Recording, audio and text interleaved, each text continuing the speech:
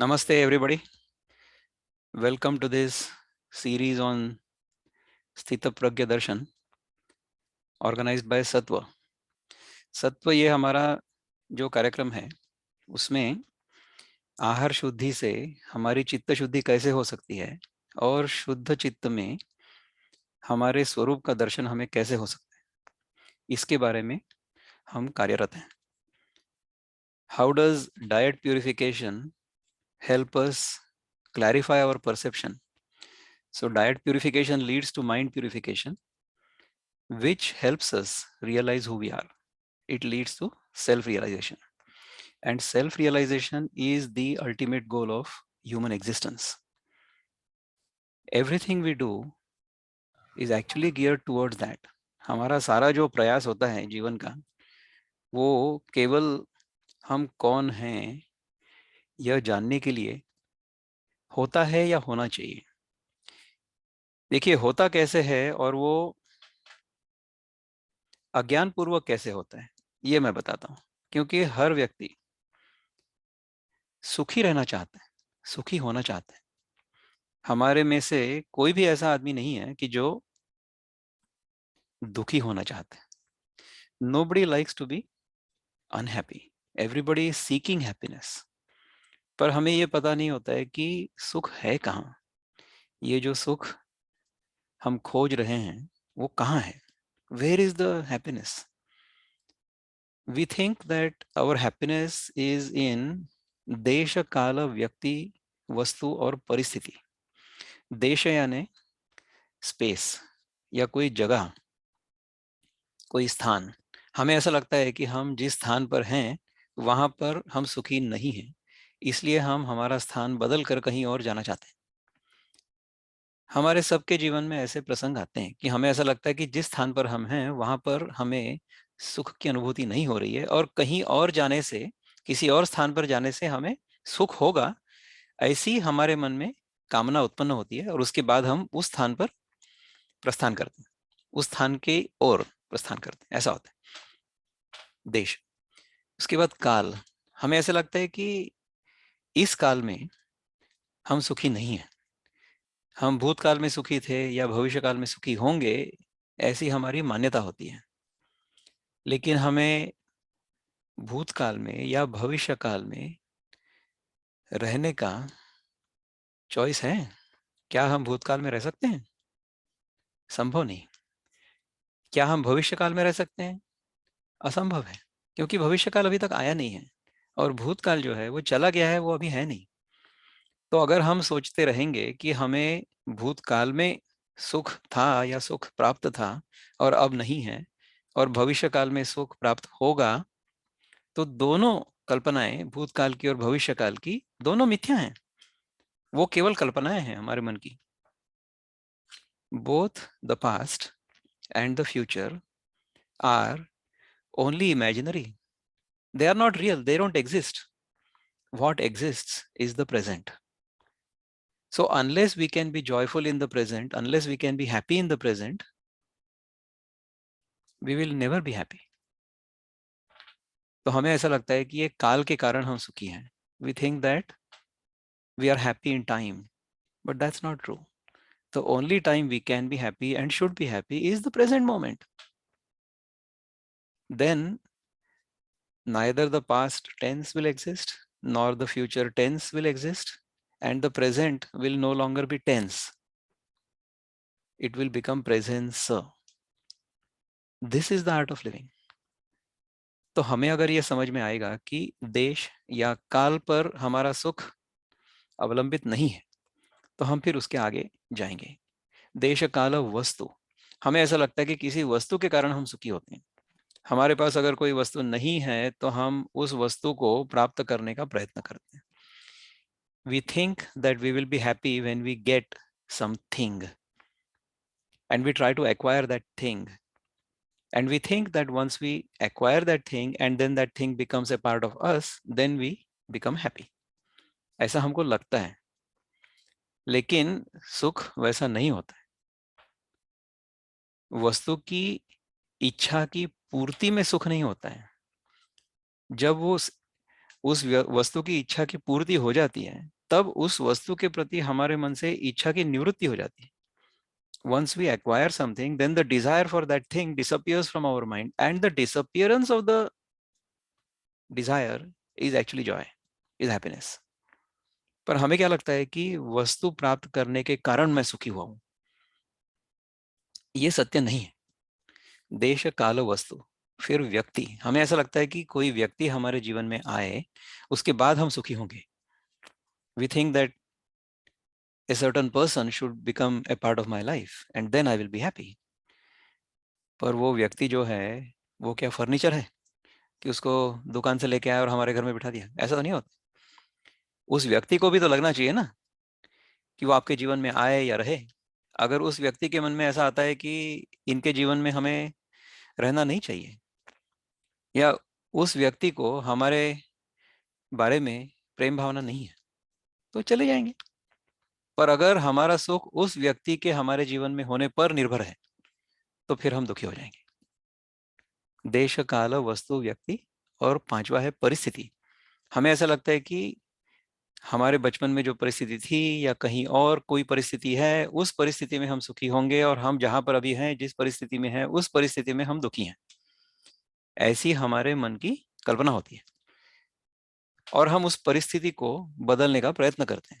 So we try to change the condition around us, and yes, sometimes we succeed to change the condition around us. So if we have a desire to have a nice house, by God's grace we have enough money, and then we build a nice house and we enjoy it for a while.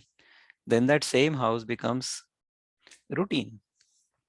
We become used to it, and then it's no longer as enjoyable as it was on day one. ऐसा जगत के प्रत्येक वस्तु के बारे में होता है. Anything that has a limit, anything that is finite, can give us only finite amount of joy or finite amount of happiness. And we have to understand that happiness is not really in acquiring things or getting rid of things. प्रवृत्ति या निवृत्ति दोनों में सुख नहीं है. सुख जो है वो हमारे अंदर की अनुभूति है, जो हमें अनुभव में आती है कब? जब किसी वस्तु की इच्छा हमारे मन से चली जाती. That is how we become happy.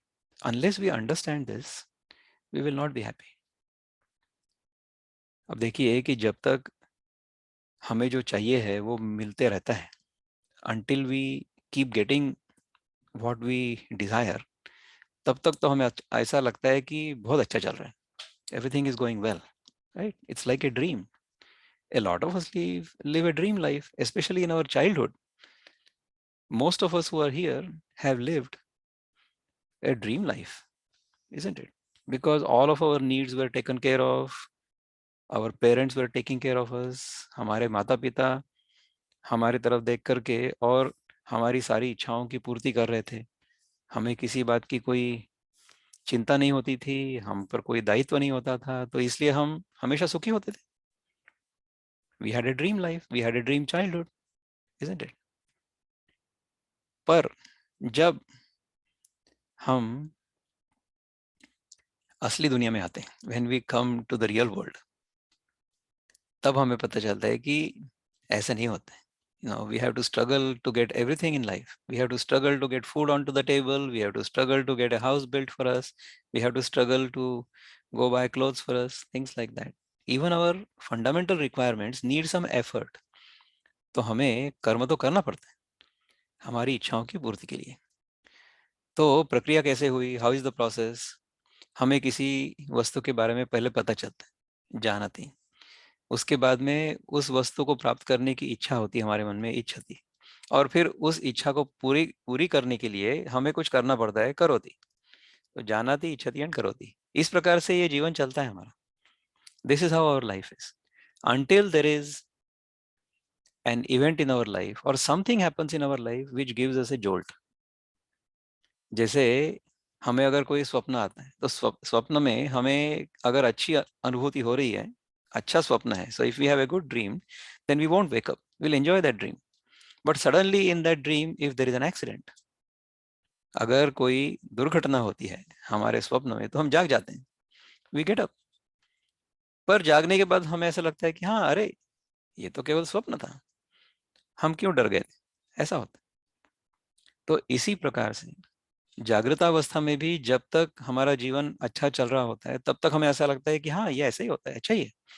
लेकिन जब हमारे जीवन में प्रश्न आते हैं, जीवन में अगर ऐसी कोई घटना होती है कि जिसमें हम पूछने लगे कि ये सब क्या हो रहा है, ये सब क्या हो रहा है, ये जब मैं बोलता हूँ या सोचता हूँ तो मुझे जाने भी दो यारो इस फिल्म का जो लास्ट सीक्वेंस है उसकी याद आती है, क्योंकि उसमें महाभारत चल रहा होता है स्टेज पर, और वहां पर जो धृतराष्ट्र होता है उसके आंखों पर तो पट्टी होती है, वो अंधा होता है, ऐसा उसका पात्र है महाभारत में।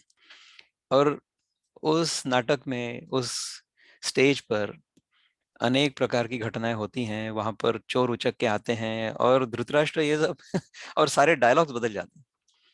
इनके सारे जो संवाद होते हैं, दुर्योधन, दुशासन, भीम, अर्जुन वगैरह सबके संवाद जो है वो बदल जाते हैं, और फिर वो धृतराष्ट्र हमेशा 4-5 संवादों के बाद वो पूछता है ये सब क्या हो रहा है, ये सब क्या हो रहा है।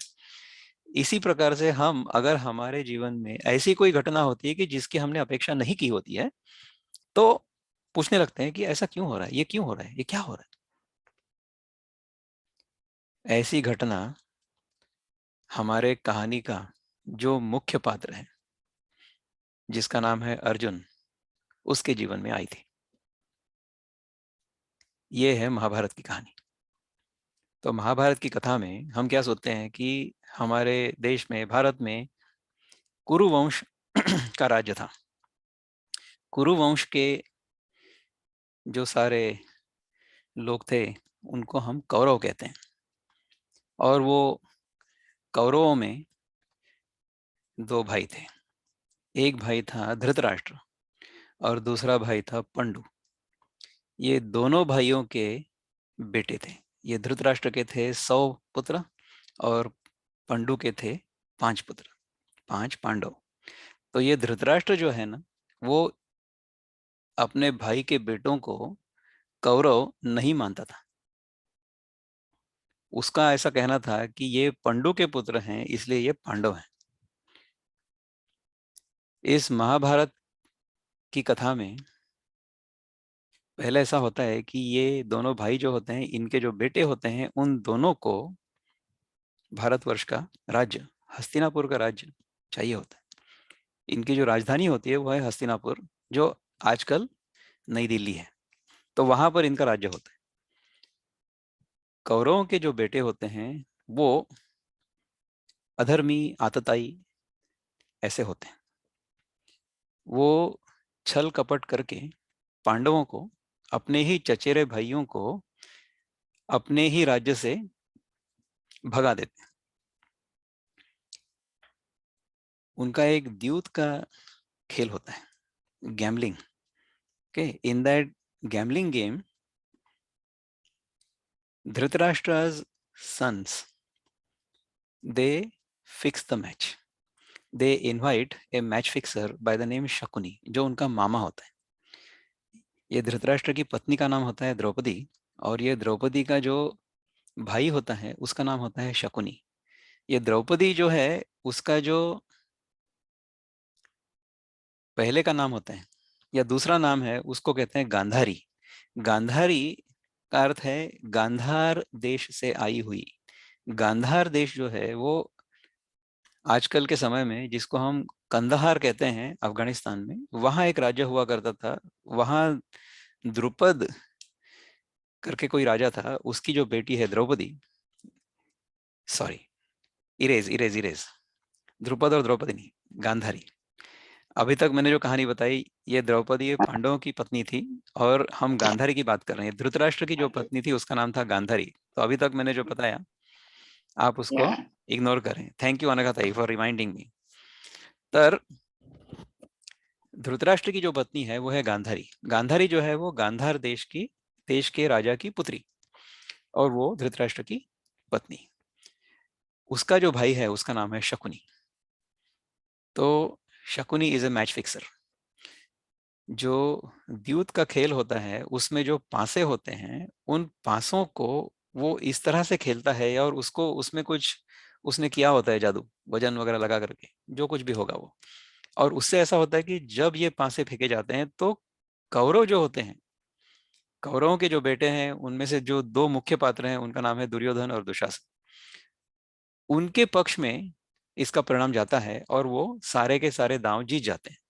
और जो पांडवों के पुत्र होते हैं वो है पांच: धर्मराज, युधिष्ठिर, ये सबसे बड़ा, उसके बाद भीम, फिर तीसरा अर्जुन, और फिर दो जुड़वे भाई होते हैं, नकुल और सहदेव।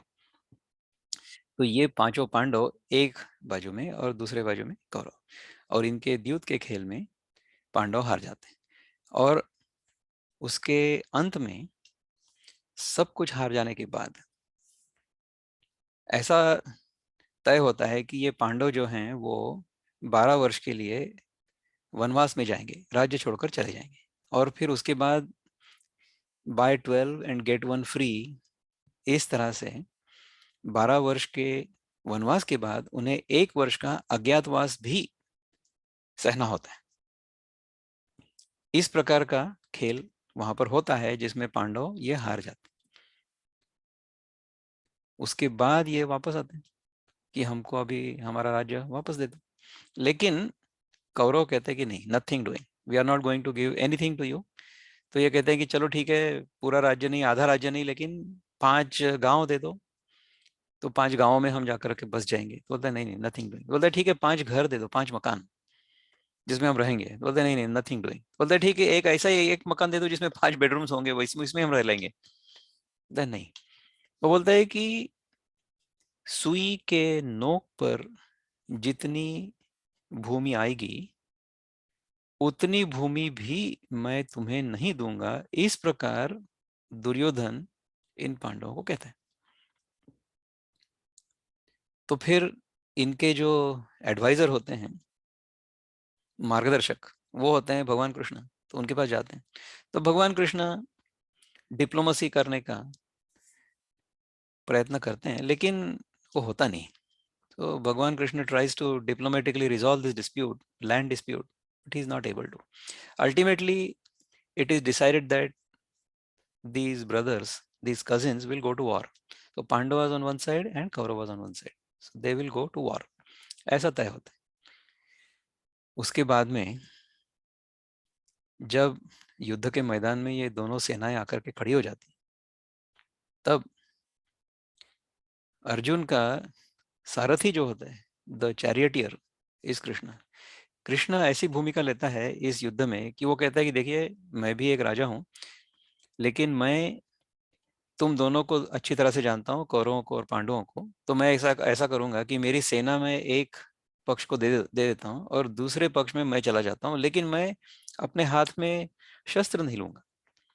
इस प्रकार से वो अपनी संपत्ति का, अपनी सेना का विभाजन करता, अपनी शक्ति का विभाजन करता। यहाँ पर क्या होता है कि कौरवों की ओर से लड़ने के लिए कई राजा महाराजा आते हैं, और पांडवों की ओर से लड़ने के लिए भी कई राजा महाराजा आते हैं। तो this is like a regular civil war in the country. ये सारी कहानी है। This is all the background of the Mahabharata. Okay. उसमें Arjun is the chief soldier, general in the Pandava army, because he is one of the best archers at that time. He is one of the best warriors at that time. और कौरवों की ओर से उनके जो सेनापति होते हैं वो भीष्म होते हैं। he is the biggest. Bhishma happens to be the uncle of Dhritarashtra and Pandu. So he is the grand uncle of Arjun. ऐसा होता है। तो इस तरह से परिवार में युद्ध होता है, देश में युद्ध होता है, मानवों में युद्ध होता है, इसलिए उसको महाभारत कहा जाता है। तो इस महाभारत के युद्ध में जब अर्जुन ये देखना चाहते हैं, युद्ध में आने के बाद अर्जुन देखना चाहता है कि मेरे सामने लड़ने के लिए आए कौन है। वो जब ये देखना है उसको, तब कृष्ण क्या कहते हैं? कृष्ण कहते हैं कि ठीक है, मैं तो आपके और हूं और मैं आपका सारथ्य करूंगा, और उनकी सेना उन्होंने कौरव को दे दी होती है। तो कृष्ण अर्जुन को लेकर के, रथ लेकर के भीष्म और द्रोणाचार्य ये गुरु होते हैं अर्जुन के और कौरवों के भी। सब लोगों को इन्होंने धनुर्विद्या सिखाई होती है, archery. He is the guru of archery for both Kauravas and Pandavas, but he happens to be on the Kauravas side. Then Arjun starts thinking. In his mind, he gets confused. How can I kill my father's uncle? How can I kill my guru? इस प्रकार से उसके मन में प्रश्न आने शुरू हो जाते हैं। तो फिर कृष्ण उसको समझाते हैं, और ये जो समझाने की प्रक्रिया है इसको कहते हैं भगवत गीता। तो ये सारा उपदेश जो है, महाभारतकार जो है जिन्होंने सारा महाभारत लिखा, उनका नाम था महर्षि वेद व्यास। 700 श्लोकों में उन्होंने ये सारा गीता का प्रसंग लिखा हुआ है। उस गीता को हम हमारा परम पूज्य ग्रंथ मानते हैं। क्यों? क्योंकि गीता में सारे वेदों का ज्ञान निचोड़ कर भरा हुआ है। सारे वेदों का जो ज्ञान है, वेद यानी ज्ञान, वेद शब्द का अर्थ ही है ज्ञान। Veda means knowledge. Veda is the knowledge that is inherent, that is pervading this entire universe. सारे विश्व का जो ज्ञान है उसे वेद कहते हैं। उन वेदों में जो ज्ञान का भाग है उसको कहते हैं वेदांत या उपनिषद। उन उपनिषदों का जो सार है वो है गीता। तो गीता का अगर हम अध्ययन करते हैं तो इस विश्व में जो सारा ज्ञान है वो हम संक्षिप्त रूप में ग्रहण कर सकते हैं। इसलिए इसका महत्व है। और इसका अध्ययन करने के बाद हमें न अपने बारे में पता चलता है, न जगत के बारे में पता चलता है, न ईश्वर के बारे में पता चलता है, लेकिन हमें इस जीवन में रहना किस प्रकार है इसके बारे में भी मार्गदर्शन मिलता है। So we understand how to live. That is the whole background of this whole talk. अभी देखिए, हमने ये सत्र शुरू किया है। हमने ऐसा नहीं कहा है कि हमने जो प्रश्न आपको भेजे थे कि इन प्रश्नों का हम उत्तर नहीं देंगे, इन प्रश्नों पर हम चिंतन करेंगे। ये हम इस एक कार्यक्रम में या 1 घंटे में पूरा करेंगे, ऐसा हमने नहीं कहा था। हमने कहा था कि इस पर हम चर्चा प्रारंभ करेंगे, इस पर हम चिंतन प्रारंभ करेंगे, और ये इसकी सारी पूर्व कहानी है, बैकग्राउंड है ये। This is the backdrop on which this Gita is established. Okay. तो इस गीता का प्रसंग क्यों आता है? क्योंकि इस अर्जुन के जीवन में ये प्रसंग आता है कि अभी ये जीवन मरण का प्रसंग है। यहाँ पर या तो मुझे मेरे गुरु, मेरे पिताजी के चाचा, मेरे चचेरे भाई और ये सारी कौरव सेना, उनको मारना पड़ेगा, या फिर उनके हाथ से मेरी मृत्यु होगी। ऐसा प्रसंग आया, यानी जीवन मरण का प्रसंग आया।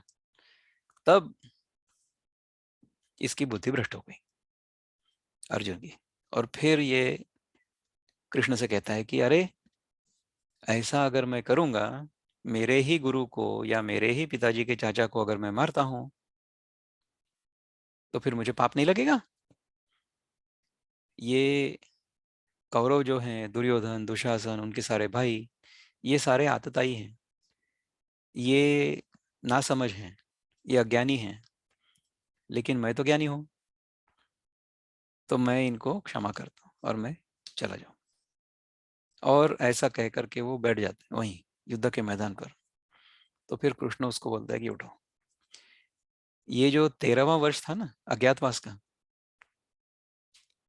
युद्ध शुरू होने से पहले तक का, उस अज्ञातवास में अर्जुन एक बृहन्नदा करके एक नपुंसक का वेश धारण करके अज्ञातवास में रहता है, कोई उसको ना पहचाने इसके लिए। तो कृष्ण कहता है कि वो तुम्हारा जो नपुंसक का अवतार था ना, वो अभी समाप्त हो चुका है। अभी आप अर्जुन हो जाओ, फिर से खड़े हो जाओ और युद्ध करो।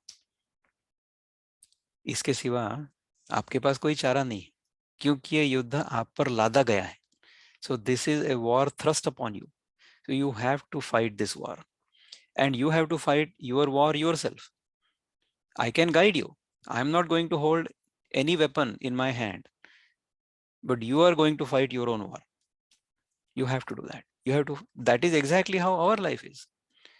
ये सारी कहानी सुनने के बाद इसका अगर हमारे जीवन में हमें उपयोग नहीं होगा तो ये कहानी सुनने का अर्थ ही नहीं. You are not here to just see me talk. Unless you can take home some message, unless it will be useful to you, you will not show up. I'm not saying this because I'm telling you the story.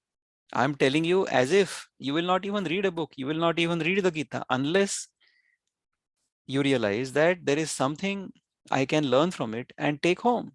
Unless there is a take home message from the Gita, there is no reason for me to even study the Gita. What I'm going to try to convince you is, if we understand the Gita and if we internalize it, it will become evident in our life, in our everyday life, and our life will be immensely joyful. हमारे जीवन में आनंद के अलावा कुछ नहीं होगा.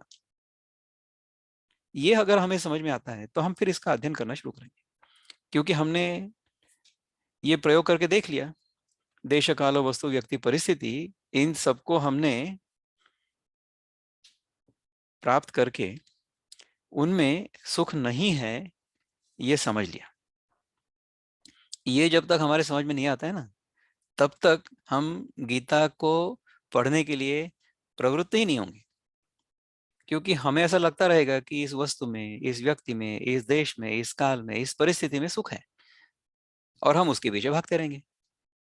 पर जब हमें पता चलेगा कि नहीं, ऐसा नहीं है, तब हम गीता का अध्ययन करेंगे. तो इसमें पहले ही, बिल्कुल पहले ही भाग में अर्जुन ये सब कहानी बता करके जब बैठ जाता है, उसके बाद में भगवान कहते हैं कि अरे, तुम जो समझ रहे हो कि तुम मार रहे हो और ये मर रहे हैं, ये तुम्हारा भ्रम है, ये तुम्हारी गलत फहमी है. This is your misunderstanding, this is a mistaken notion, because you are assuming yourself to be the body and you are assuming them to be other bodies.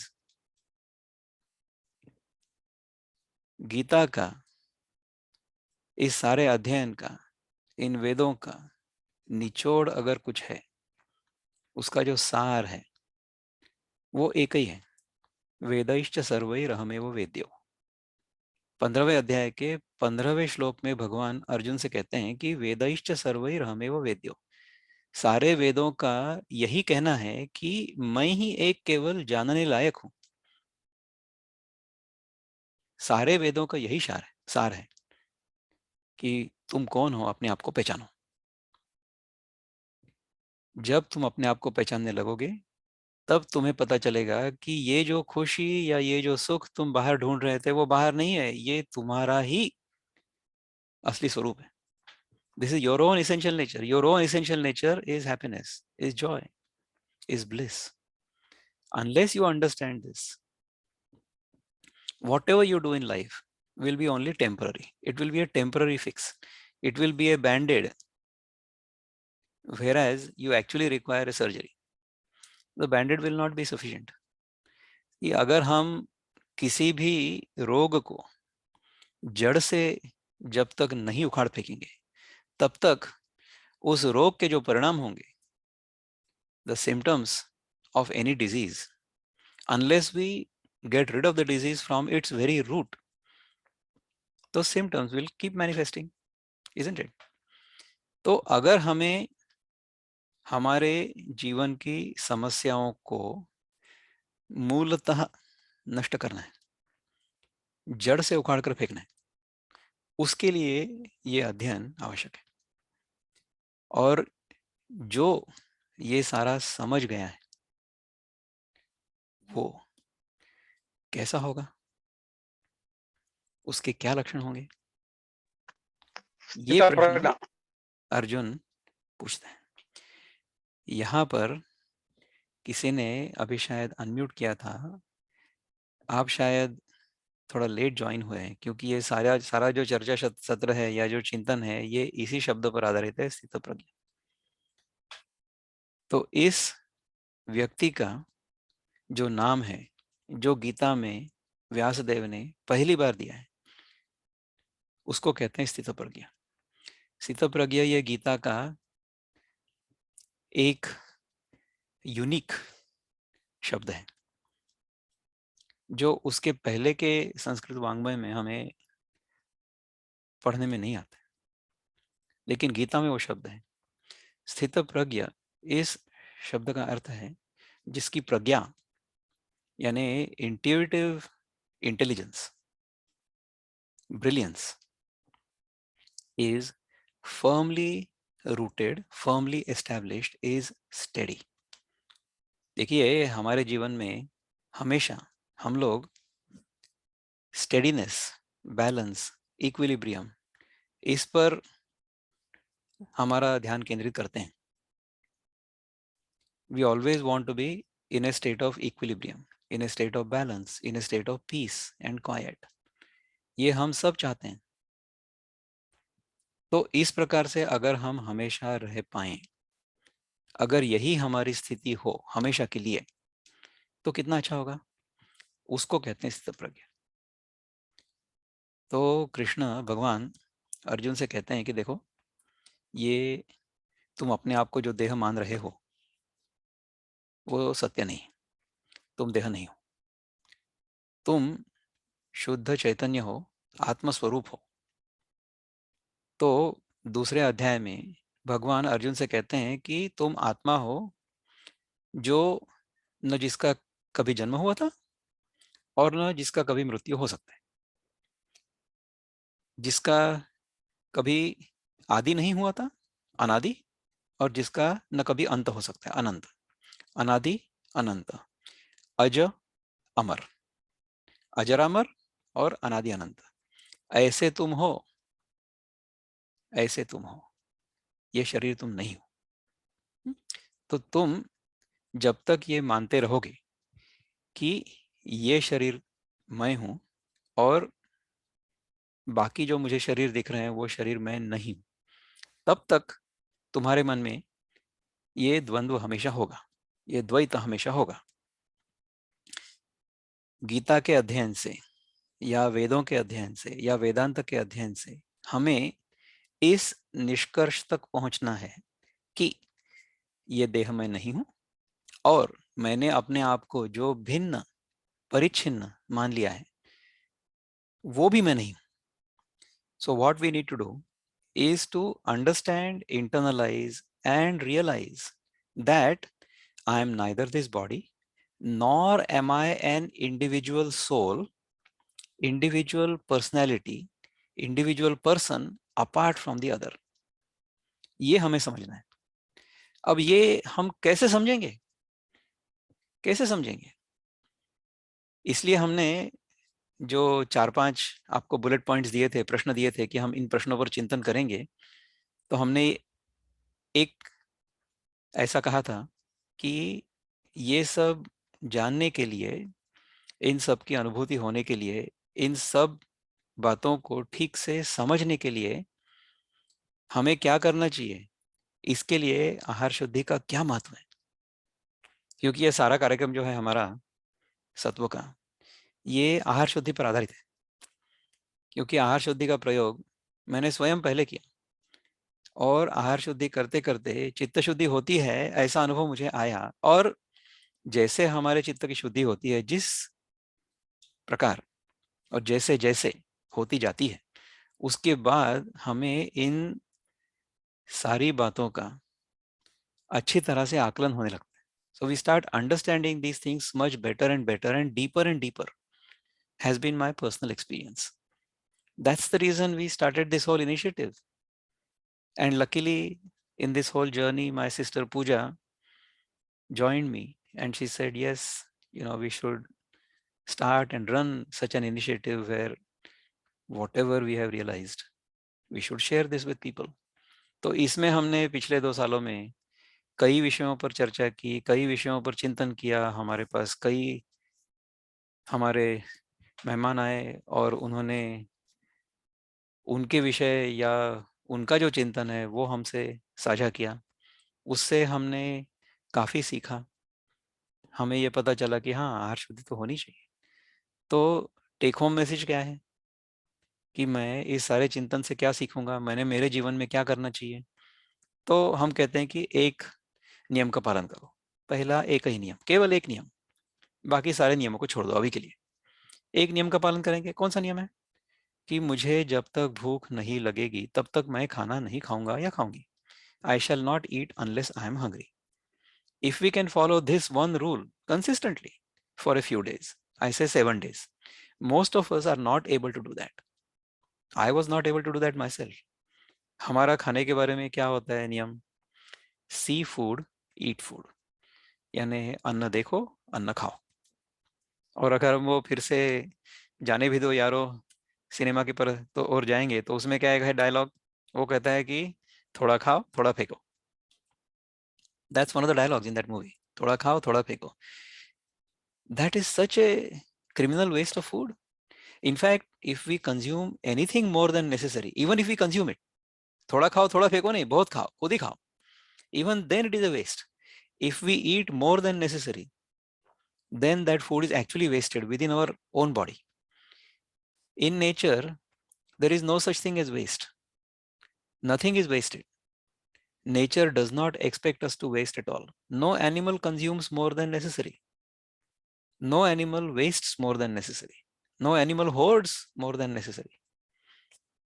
किसी प्राणी को आपने देखा है कि अपनी आवश्यकता से अधिक उन्होंने अन्न ग्रहण कर लिया या आवश्यकता से अधिक वस्तुओं का संग्रह कर लिया? ऐसा नहीं होता है। तो जब तक मनुष्य नाम का प्राणी आवश्यकता से अधिक खा रहा है और आवश्यकता से अधिक वस्तुओं का संग्रह कर रहे हैं, तब तक मनुष्य को हम प्राणी कह सकते हैं? नहीं कह सकते। मनुष्य ठीक तरह से प्राणी नहीं हुआ अभी तक। तो जब हम इस नियम का पालन करेंगे कि हाँ मुझे भूख नहीं लगेगी तब तक मैं खाना नहीं खाऊंगा या नहीं खाऊंगी, उस नियम का पालन करते करते हम प्राणियों के स्तर तक आएंगे। तब मैं I will become a proper animal when I don't consume more than what is necessary. That's when I become a proper animal. उसके बाद हम सोचेंगे कि मनुष्य यानी क्या है। मनुष्य जो है वो, अभी हम इसके बारे में चर्चा करेंगे या चिंतन करेंगे। तो ये सारा बैकग्राउंड है इसका। इसके बारे में अगर आपको किसी को कुछ कहना हो तो आप हाथ ऊपर कर सकते हैं, raise your hand. If you want to unmute yourself and say something, by all means. ऐसा ना हो कि मैं केवल प्रवचन कर रहा हूँ और आप केवल सुन रहे हो, ऐसा नहीं होना चाहिए। So most welcome too, if you feel like talking, most welcome. और अगर नहीं है तो हम इसके आगे थोड़ा जाते हैं। तो महाभारत की कहानी हमने सबने सुनी है। उसमें सुनते सुनते या सुनाते सुनाते कभी कभी मुझसे भी भूल हो सकती है मैंने गांधारी को द्रौपदी बना दिया, ऐसा नहीं है। गांधारी ही थी वो। और गांधारी का भाई शकुनी, वो इनका कौरवों का एडवाइजर और वो मैच फिक्सर। और उसने मैच फिक्सिंग तब से चल रही है, अभी नहीं होती है आजकल के हम देखते हैं ना क्रिकेट में मैच फिक्सिंग हो गई, इधर ये फिक्सिंग हो गई, ऐसा नहीं होता। ये मैच फिक्सिंग तब से चल रहा है। और तब से यही चल रहा है कि मेरा बेटा कितना भी गया बीता है फिर भी वही राजा बनेगा, ऐसा पेरेंट्स को लगता है। तो तब की कहानी और आज की कहानी, उसमें कुछ अंतर है? कुछ नहीं है। अगर हम देखेंगे पौराणिक कथाओं में एक सत्ययुग हुआ करता था, ऐसा हम सुनते हैं। तो सत्ययुग में हिरण्यकश्यपु, हिरण्याक्ष, इस प्रकार के राक्षस हुआ करते थे। जो भक्त प्रहलाद था उसके पिताजी स्वयं राक्षस थे, हिरण्यकश्यप, सत्ययुग में। उसके बाद जो आया त्रेता युग, उसमें राम लक्ष्मण, इनके काल में रावण, कुंभकर्ण, सुग्रीव, वाली, वाली वाली था विलन, ये इस प्रकार के राक्षस थे। बाद में ये महाभारत के काल में आएंगे हम तो दुर्योधन, दुशासन, शकुनी और कृष्ण के मामा थे कंस, ये सारे राक्षस तब भी थे।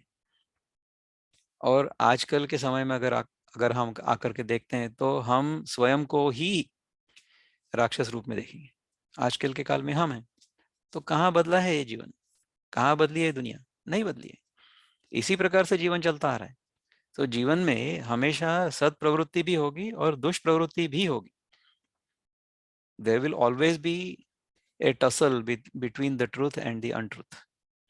That is how the world will perpetuate. अभी देखो, अगर ऐसी एक फिल्म की कहानी है, the boy sees the girl, the boy falls in love with the girl, and the boy goes to the girl's parents and he says, I love this girl and I would love to get married to her. And the parents say, okay, get married, and they live happily ever after. इस प्रकार की film देखने को कोई आएगा? Nobody will come and see this film, right? उस film में कुछ मसाला तो होना चाहिए ना. The boy sees the girl. Then he is chasing her. Then she is in a garden. But in that garden, there is a villain who will tease her. And then this hero will go in front of her, in front of the villain, and say, why are you teasing this girl? Then they fight, dushum, dushum, dushum, right?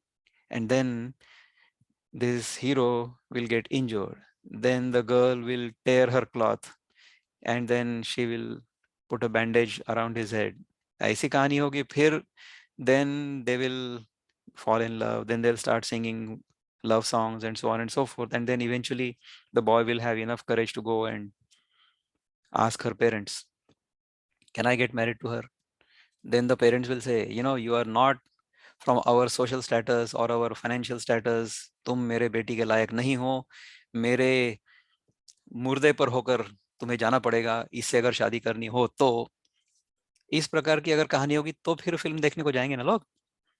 That is a typical Bollywood movie plot, isn't it?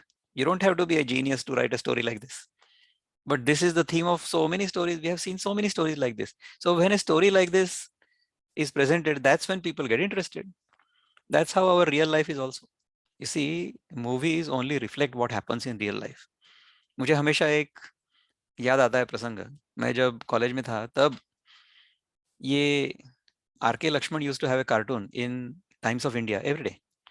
One of the cartoons said, the picture was like this. There is a delegation of film producers, directors. They go to the government. Okay.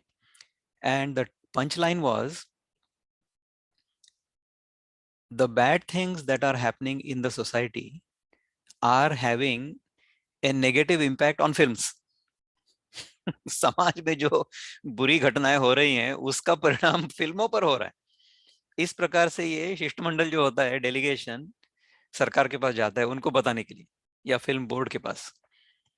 और हम हमेशा क्या देखते हैं कि फिल्मों में जो दिखाया जाता है उसका परिणाम हमारे मन पर होता है, समाज पर होता है, और फिर समाज में बुरी घटनाएं होती हैं, वगैरह वगैरह वगैरह.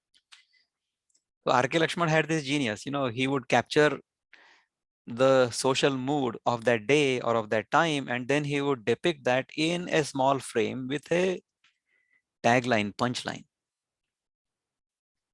तो फिल्मों में या जीवन में जो हमें अनुभव आते हैं वो हमारे मन का प्रतिबिंब होते हैं. You see, what we see as a social condition in our society is merely a reflection of the collective consciousness of each one of us. तो अगर हम इंडिविजुअली हमारा कॉन्शियसनेस बढ़ाते हैं, if we purify our consciousness, if we purify our perception, then automatically the society around us becomes better. Society, city, country, community, this world are all essentially notional. In this world, in your experience, you are the only one. आप अपने अनुभव का चिंतन करिए. आप आपके अनुभव का विश्लेषण कीजिए. आपको क्या पता चलेगा कि आपको आपके जीवन में जो कुछ अनुभव आए होंगे उन अनुभवों के अलावा क्या पता है? कुछ नहीं पता है. All you know is your own life's experience from birth until now. What other experience do you have? You don't have my experience. You don't have anybody else's experience. You have only your experience. Guess what? Other than that experience, you don't have any other experience. So your experience, both are unique to each other. You don't have anybody else's experience and nobody else has your experience. And all the experience you've got in your life, that's all you have, nothing else. उसके अलावा आपके पास कुछ नहीं है. तो मुझे बताइए कि जो बाहर आपको जगह दिखाई दे रहा है उसका अनुभव कैसे हुआ है आपको आज तक? सारे जगत का अनुभव आपको अपने आप में ही हुआ है, अपने अंदर हुआ है. अभी का अनुभव देख लीजिए, करिए, इस पर चिंतन करिए कि आप मुझे देख रहे हैं इस आकृति के रूप में, or all you are seeing is a shape on your screen, right? And in that shape you are seeing some colors, the color of my skin, isn't it? So this akriti, this picture is being reflected in your eyes on your retina as an inverted image, and that image is creating some electromagnetic waves that are going into your vision center, and in that vision center there is some sensation. That sensation is what you are actually experiencing in your mind, and to that sensation you are calling Vikram Pattarkine because you know me, right? Similarly, in terms of sound, my sound is going from here into my microphone and through the satellite and all that into your device and into your ears, and the eardrums are vibrating, and that vibration is converted into some kind of electromagnetic waves which are going into your audio center where there is a sensation. So all you are experiencing is a sensation of sight through the eyes and a sensation of hearing through your ears. To those two sensations, you are interpreting as Vikram Pattarkine is talking to you about Sthita Prajna Lakshana. This is what is happening, right? So where is this experience happening? This experience is happening within you. So even though you are thinking that the world is outside, हमें अगर ऐसा लगता है कि जगत बाहर है, तो बाहर केवल उसका रूप है, लेकिन उसका नाम मेरे अंदर है. तो ये जगत जो है ये नाम रूपात्मक है. So the world is basically name and form. Name is within us and form is outside. And both name and form are interdependent. Therefore, all of our experience actually happens within us. Once we start realizing this, once we understand this, then we understand that this outside world is actually a reflection of my own mind. It doesn't have any independent existence. It doesn't have any independent reality other than when I experience it. Because other than my experience, the world doesn't exist for me. Even in my experience, the world disappears when I go to sleep. Isn't it? ये सारा हमें जब समझ में आता है, ये समझ में आने लगता है, तब हम इस गीता का जो सार है वो अपने आप में उतारने के लायक हो जाते हैं.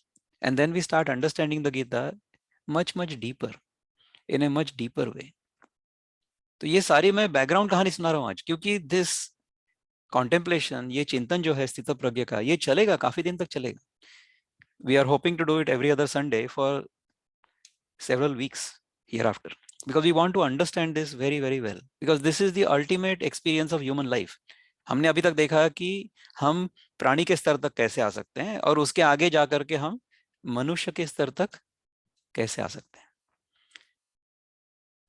तो उसमें ये सारी कहानी सुनने के बाद अर्जुन पूछता है कि इस प्रकार का अनुभव, इस प्रकार का बोध जिसे हुआ है, वह व्यक्ति इस जगत में कैसा रहेगा, कैसा व्यवहार करेगा, वो किस आसन पर स्थित है, on which basis is he established, how does he behave in the world, how does he walk in the world, please describe. ये है अर्जुन का प्रश्न कृष्ण से. सो भगवान उसको कहते हैं. तो जो श्लोक है जहां से ये सारी कहानी शुरू होती है स्थित प्रज्ञ की, उसमें अर्जुन पूछता है कि स्थित प्रज्ञस्य का भाषा समाधिस्थस्य केशव स्थितधि किम प्रभाषेत किमासीत व्रजेत किम. ये है Sanskrit.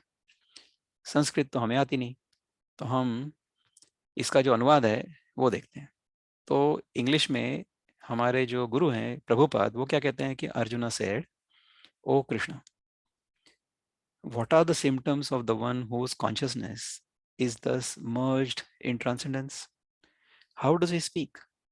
What is his language? How does he sit? And how does he walk? दूसरे जो हमारे गुरु हैं जिनका हम हमेशा रेफरेंस लेते हैं, वो हैं विनोबा भावे, जिनसे मैं मिल चुका हूँ. ये महात्मा गांधी के स्पिरिचुअल टीचर थे. और इन्होंने पवनार में एक आश्रम प्रस्थापित किया, परमधाम आश्रम, उसमें वो रहते थे। And he passed away in 1985. So I have seen him when I was a child. So he passed away when I was almost 24 years old, right? तो इन्होंने इसका अनुवाद मराठी में किया है, उसी छंद में, उसी लय में। स्थिरावला समाधीत स्थित प्रज्ञ कसा असे, कृष्णा सांग कसा बोले, कसा राहे फिरे कसा. The one who is established in समाधि. स्थिरावला समाधीत मीन्स जो समाधि में स्थिर हो चुका है, वह स्थित प्रज्ञ कैसा है? How is he? कृष्णा सांग, कृष्णा मुझे बताओ, कसा बोले, हाउ डज ही टॉक, कसा रहे, how does he live, and फिरे कसा, how does he walk. That's what he asks.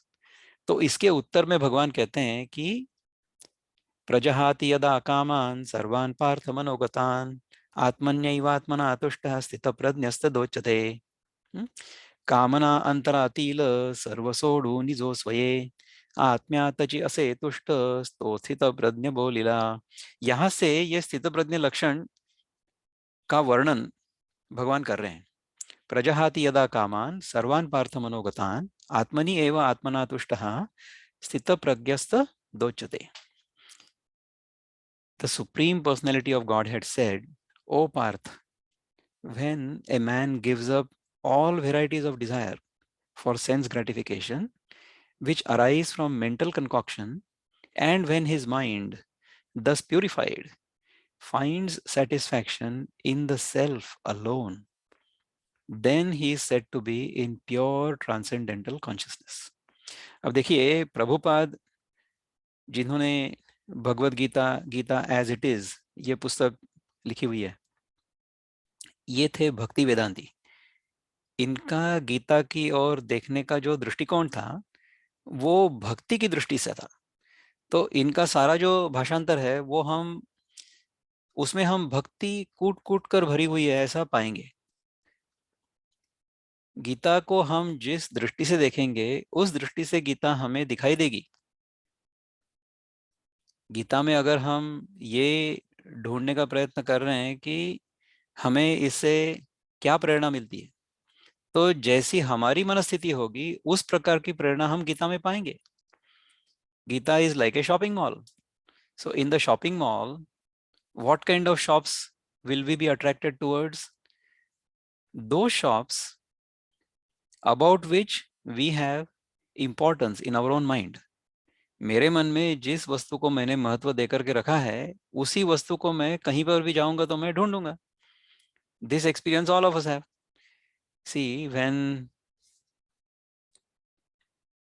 a whole family goes to the mall, जैसे husband, wife and 2 children, लड़का और लड़की, बेटा और बेटी, ये चारों गए अगर मॉल में, तो जो बेटी है उसको हमेशा खिलौने या बारबी डॉल्स इस प्रकार की दुकानें दिखेंगी, या किसी भी दुकान में वो जाएगी तो उस प्रकार के खिलौनों की ओर उसका ध्यान जाएगा. जो बेटा है उसको उसके जो इंटरेस्ट के टॉयज हैं उसके उसके ऊपर उसका ध्यान रहेगा. उसको अगर कोई टॉय कार चाहिए या कोई वीडियो गेम चाहिए तो उसके पीछे हो जाएगा. जो पत्नी है वो जाएगी, उसके जो ड्रेसेस वगैरह होते हैं, आभूषण होते हैं या मेकअप का सामान होता है, उसके पीछे जाएगी वो. और जो पति होता है वो देखेगा कि मुझे कहीं शर्ट मिल रहा है, टी शर्ट मिल रहा है या कोई ब्लेजर मिल रहा है, उस प्रकार उनकी दृष्टि होगी. तो जिस प्रकार से हमारी दृष्टि होती है, उस प्रकार से हम किसी भी वस्तु को देखते हैं. Gita is like a shopping mall. So whatever you are looking for, you will get it, because that is what you are looking for. Bela बहन हमारी पूछती हैं कि how to change the habit of eating without hunger. Does it help not to see food around me or stay away from food? देखिए, मुझे जब तक भूख नहीं है तब तक मैं खाना नहीं खाऊंगी, ऐसा बेला बहन आपने अगर अपने मन से कह दिया और उसी प्रकार मैं रहूंगी इस प्रकार का दृढ़ निश्चय कर लिया, तो उसको रोकने वाला कौन है? See, nobody can force feed you unless you desire to eat yourself. Nobody can really force you to eat, right?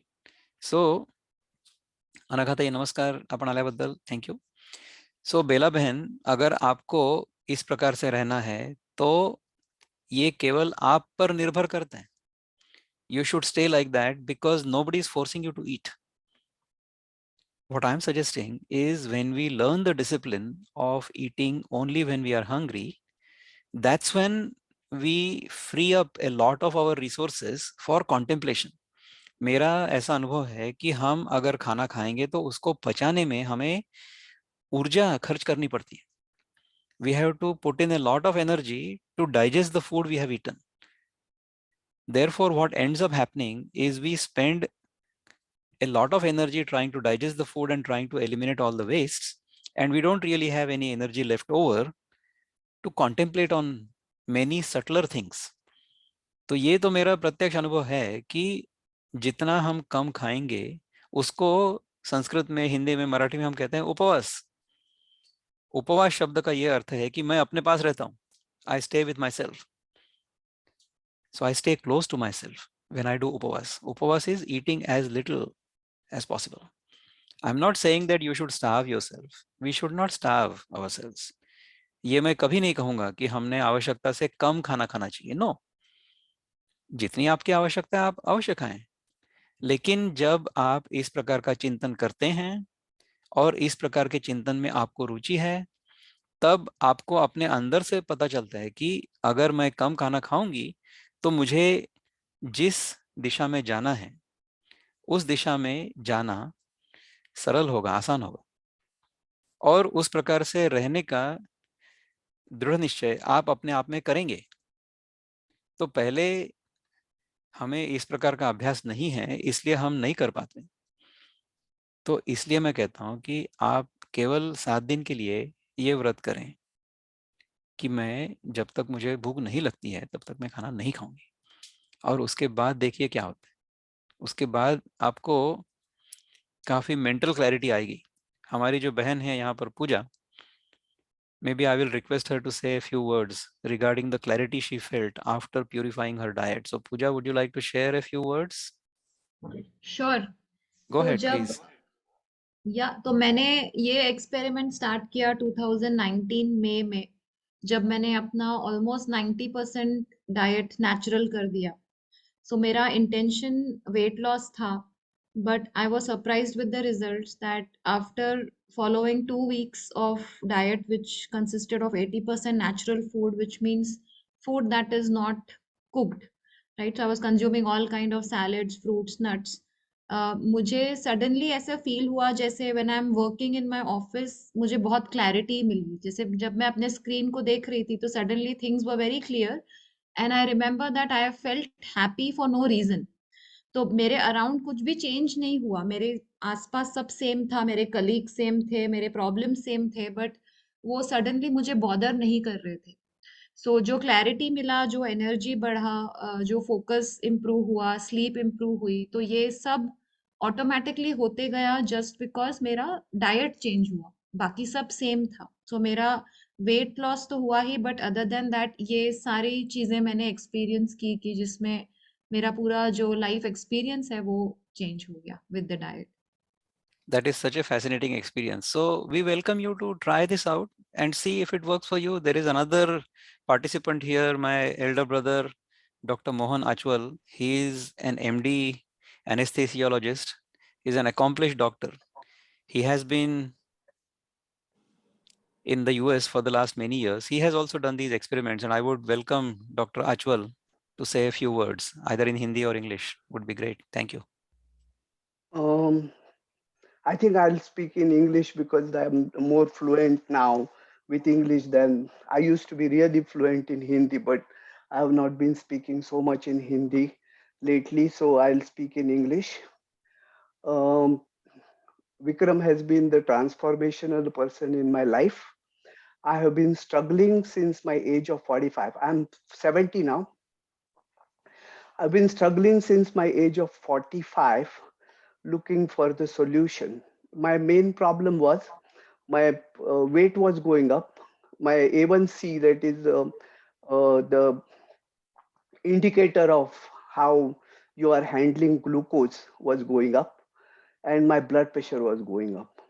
With and then I started exercise and diet to whatever my knowledge I had. And I tried to do it so much, but I was looking here, there, trying my best. And uh, I did have success. I did have success, but only to a limit. I could just barely stay off the medication, just barely stay off the medications. My blood pressure was 160 by 90, and my A1C was 6.5, and my BMI was 26, 27. And all the doctors were telling me, start medication. What are you doing, Dr. Achwal? You have got to take cholesterol medication first, and then you have got to start the blood pressure medication, because you know that lowering the blood pressure is going to be very good for you, and it is going to be really, you will progress into cardiac problems and everything if you leave your blood pressure up. And same with A1C, there somebody said that you have got to go on metformin. And then, but I didn't want to take the medications. I knew that, you know, that there, all these have to be corrected, but not with medications, until 2019, when a friend of mine referred me, just a casual acquaintance of Vikramji. And I just met him, and I made him my guru. I mean, I have made so many people my guru in my life, but Vikramji turned out to be transformational in my life. And how did it happen? Uh, he said that, you know, we clicked on one thing. You know that initially we clicked on one thing, that he said that we are controlled. Our diet is controlled by the microbiome in the body. And in 2015, the American Microbiome Project started, which is the highest funded project in the world. And that is a follow-up on Human Genome Project, and 30,000 bacteria have been decoded. And I have been following that project, and now the world started changing, people started understanding. But Vikramji had understood it long before this human human microbiome project started. And so I immediately I started listening to him. He said, whatever he said, you know, I followed. And I started a diary. I didn't start a diary. I started a Google Doc, and I shared it with the Google Doc. And I wrote everything what I wrote, I ate, and what I felt in that Google Doc. And I shared with Vikramji in 2019. In 6 weeks, my weight went down by 15 pounds. From 24th of November to 5th of January, my weight came down by 15 pounds. And in 3 months' time, my weight came down by 20 pounds. My A1C went down from 6.5 to 5.5. And my blood pressure came down from 160/90 to 140/130, 142 by 80, 70, 80. Which I could live by. And that was a absolute aha experience. And you guys, you don't need anything more. Just don't think about it. You know, just do what he is telling you to do. And Vikramji, don't explain too much. Just tell them, do this. And you guys do this. And that's it you need to do for health. And that's all I want to say. Thank you very much, Vikramji. You're most welcome, Dr. Mohan Achwal. I consider you like my elder brother. You don't have to call me Vikramji and all that. I'm like almost 10 years younger than you are. But anyway, I'm delighted you are here. You have been able to share your experience with us. It's wonderful. We are going to stop the recording here and then just chat. So we'll meet again in 2 weeks. Thank you very much for attending this. We'll see you in 2 weeks.